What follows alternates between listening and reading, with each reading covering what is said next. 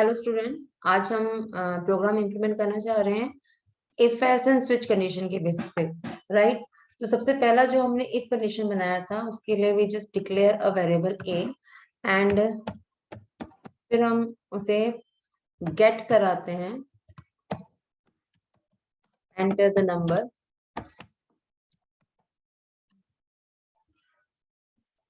Percentage D के basis पे, क्योंकि हम एक इंटीजर वैल्यू को गेट करा रहे हैं m% a। Right.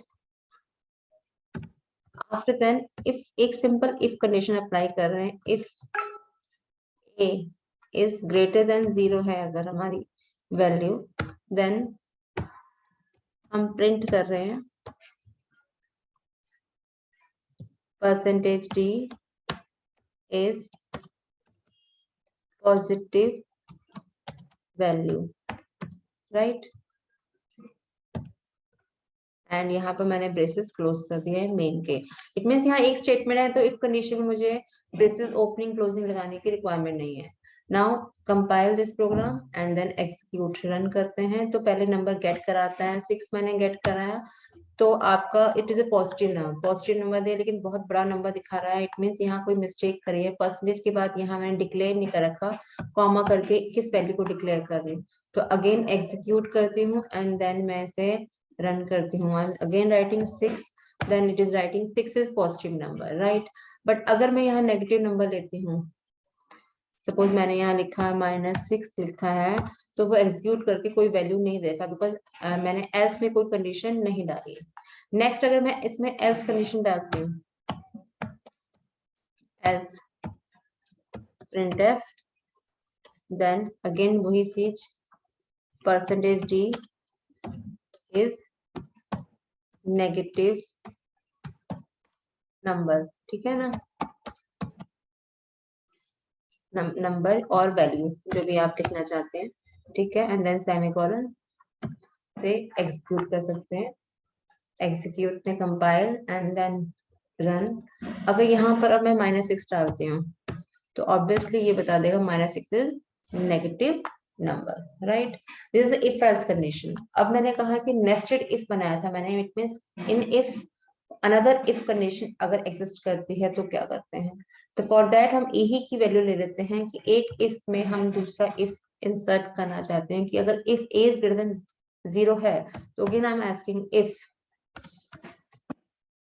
a percentage 2 double equal to 0। It means अगर हम 2 से डिवाइड करते हैं तो इसका रिमाइंडर क्या आना चाहिए, रिमाइंडर आपका 0 आना चाहिए। तो आपका क्या प्रिंट करेगा, printf percent d is even number, इसे प्रिंट करेगा। राइट। एल्स अगर ये नहीं है तो इज ऑड नंबर।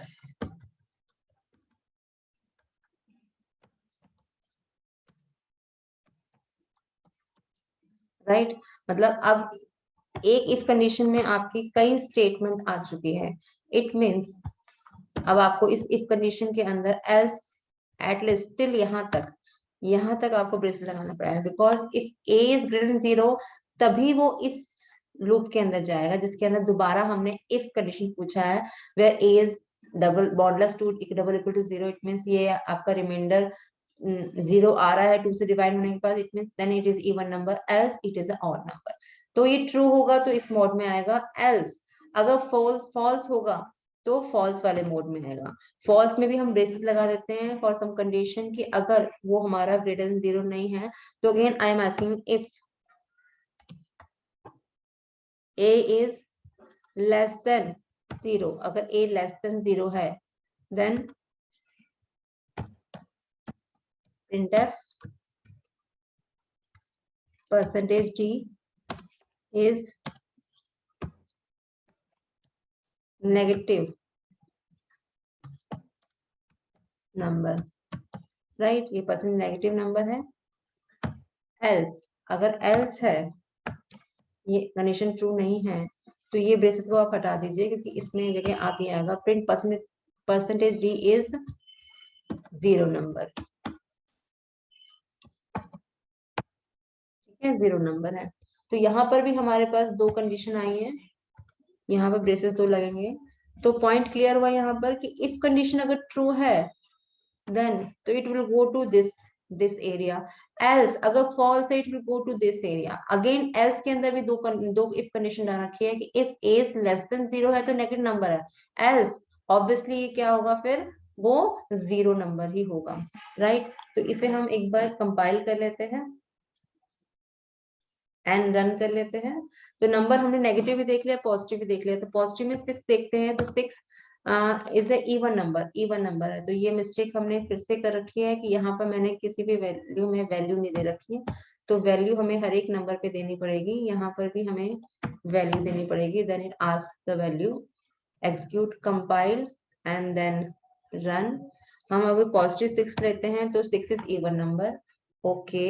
अगर हम देते हैं रन करके 0 नंबर देते हैं तो इट इज अ 0 नंबर बता रहा है। और अगर हम इसको एग्जीक्यूट करते हैं एंड देन हम देते हैं -5 देते हैं तो ये आपका नेगेटिव नंबर दे रहा है। एंड अगर हम इसको 5 देते हैं then it is give 5 is a odd number देता है, ठीक है। तो इस तरह से आपका प्रोग्राम जो है रन होता है। तो hope you understand the nested if else condition here, ठीक है। नेक्स्ट हमारा एग्जांपल आता है अगर इफ एल्स कंडीशन हमें देनी है तो, ठीक है। इफ एल्स कंडीशन में हम क्या करेंगे, we just giving the value a. अगर हमारा, हम यहाँ से ये हटा देते हैं ये वाला कंडीशन, क्योंकि ये कंडीशन हम क्या करेंगे स्विच के साथ कंपेयर करेंगे। If A is double equal to, हम एक कांस्टेंट हम ले लेते हैं 1, A is double equal to 1 है, तो I am saying printf Monday, right, ये मंडे है, ठीक है। Else if a double equal to 2 है तो हमने प्रिंट कर दिया है यहाँ पर नेक्स्ट में printf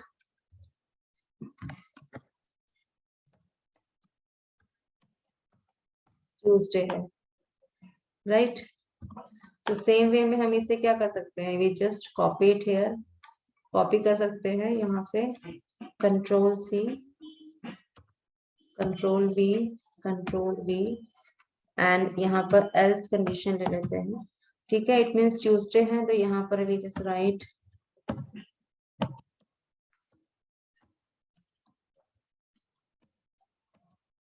Wednesday and till Thursday तक हम ले लेते हैं, ठीक है। एंड देन एल्स कंडीशन में we just write printf Friday, right, ठीक है। तो यहाँ पर हमारा एल्स वाला पार्ट आ गया। मैंने ब्रेसेस कहीं इफ कंडीशन में लगाए नहीं बिकॉज एक एक स्टेटमेंट यहाँ पर हमें रन करनी थी।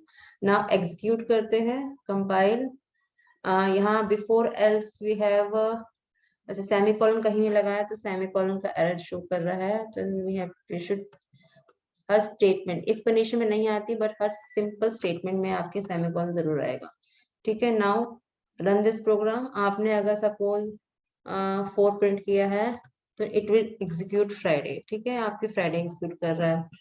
देन अगर आपने यहाँ पर 4 में फ्राइडे, क्योंकि एल्स कंडीशन में आ रहा है, सब में मैंने वही कॉपी कर रखा है। यहाँ पर अगर मैं कंडीशन चेंज करूँ तो यहाँ पर मैंने आपका 3 आना है, यहाँ पर आना है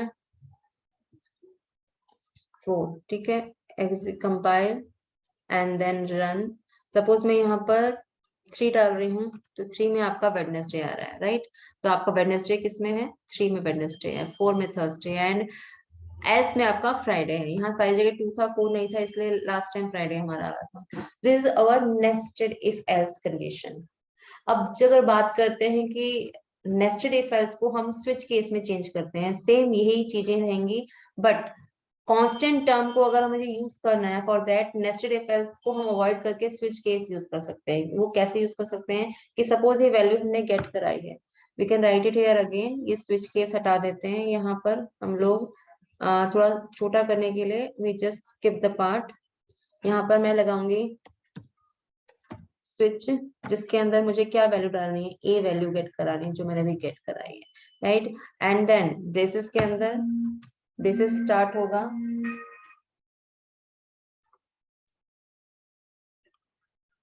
यहाँ पर ओपनिंग क्लोजिंग ब्रेसेस हमारे लगेंगे, यहाँ क्लोजिंग ब्रेसेस लगा देंगे। एंड देन केस 1, पहला केस 1 मीन्स केस 1 के बाद क्या कॉलन लगा देंगे। अगर केस 1 होगा तो हमारा क्या प्रिंट होगा, I just print Monday, right. And again अगर केस 2 होगा तो हमारा क्या प्रिंट होगा, केस 2 प्रिंट होगा, कॉलन लगाएंगे लेबल लगा के, तो प्रिंट करेंगे ट्यूसडे, राइट। अगेन हमारा केस 3 प्रिंट होगा, अगर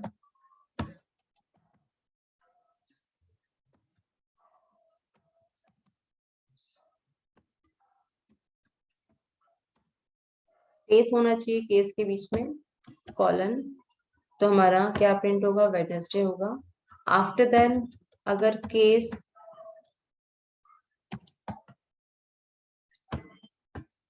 4 प्रिंट होगा,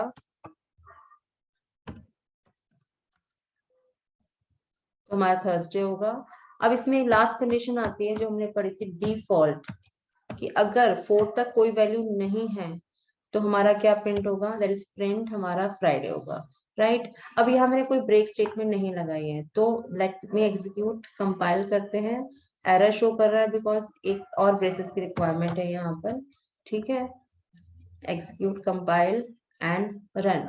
सपोज मैं यहाँ पर 3 कंडीशन डालती हूँ, 3 कंडीशन आप देखेंगे, 3 कंडीशन में वेडनेसडे थर्सडे फ्राइडे तीनों को वो क्या कर रहा है, प्रिंट कर रहा है, that is printing Wednesday Thursday Friday. ये क्यों प्रिंट कर रहा है, लास्ट टाइम हमने समझाया था आपको, ये प्रिंट क्यों कर रहा है, क्योंकि हमने यहाँ पर ब्रेक स्टेटमेंट लगाया। थर्ड के बाद जितने भी स्टेटमेंट है उन सब स्टेटमेंट को वो क्या करेगा, एग्जीक्यूट कर देगा। तो फॉर दैट हमें क्या लगाना है, हर स्टेटमेंट के बाद क्या करना है, ब्रेक स्टेटमेंट लगाने हैं, राइट।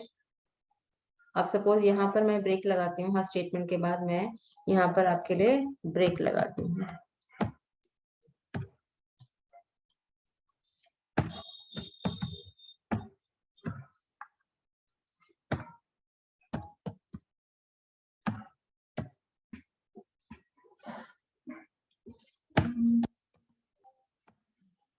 ठीक है, और उसके बाद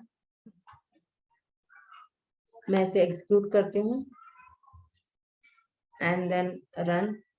अगर वही मैंने 3 लगाया है तो it will run only Wednesday, because Wednesday के बाद वो क्या कर देगा, ब्रेक ले लेगा और आउट ऑफ ब्रेसेस चले जाएगा। तो इस तरह से ब्रेक स्टेटमेंट बहुत जरूरी है इन अ स्विच केस। तो हाउ यू कैन सी कि इफ एल्स नेस्टेड एल्स को हम किस तरह से ब्रेक स्टेटमेंट से रिप्लेस कर सकते हैं। Hope you understand how we implement the if else condition and switch condition. The next time we can do the implement part of our looping system. Hope you understand the video. Thank you so much.